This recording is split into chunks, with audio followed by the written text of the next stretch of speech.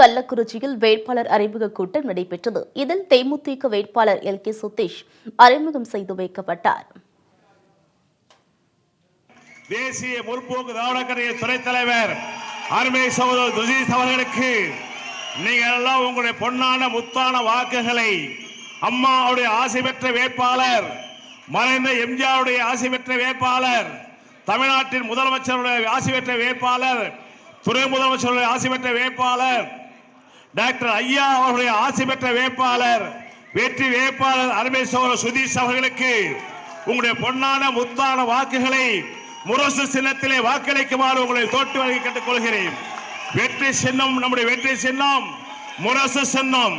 என் தாயின் ஆசை பெற்ற சின்னம் முரசு சின்னம். டாக்டர் ஐயா அவர்கள் ஆசை பெற்ற சின்னம் முரசு சின்னம். மோடி அவர்கள் ஆசை பெற்ற சின்னம் முரசு சின்னம். ஆகவே தமாகவுடைய ஜி.கே. வாசுடைய ஆசை பெற்ற சின்னம் முரசு சின்னம். இந்த கூட்டத்தில் பேசிய விழுப்புரம் மாவட்ட தேமுதிக செயலாளர் எல்.கே. வெங்கடேசன், திமுக கூட்டணி பலவீனமான கூட்டணி என்று விமர்சித்தார். ஸ்டாலினை முடிக்கவே அந்த கூட்டணியில் வைகோ இணைந்துள்ளதாக தெரிவித்த அவர், தொலைக்காட்சிகளில் வெளியாகும் கருத்து கணிப்புகள் அனைத்தும் பொய்யானவை என்றார்.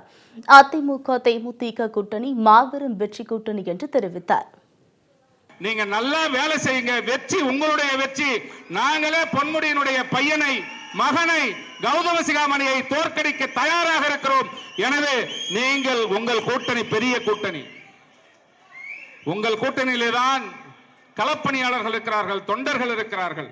எனவே நீங்கள் வேகமாக செயல்படுங்கள், வேகமாக களப்பணியாற்றுங்கள், ஒற்றுமையோடு களப்பணியாற்றுங்கள். வெற்றி உங்களுக்கு. பொன்முடி பையனை வெறுங்கையோடு நாங்கள் இங்கிருந்து திருப்பி அனுப்புகிறோம்.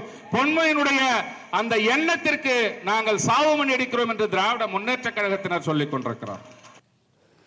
இந்நிகழ்ச்சியில் சட்டத்துறை அமைச்சர் சி.வி. சண்முகம், கள்ளக்குறிச்சி நாடாளுமன்ற உறுப்பினர் காமராஜ், உளுந்தூர்பேட்டை சட்டமன்ற உறுப்பினர் குமரகுரு ஆகியோர் கலந்து கொண்டனர். தேமுதிக சார்பில் துணை செயலாளர் ப. பார்த்தசாரதி மற்றும் தேமுதிக உள்ளிட்ட கூட்டணி கட்சி நிர்வாகிகள் கலந்து கொண்டனர்.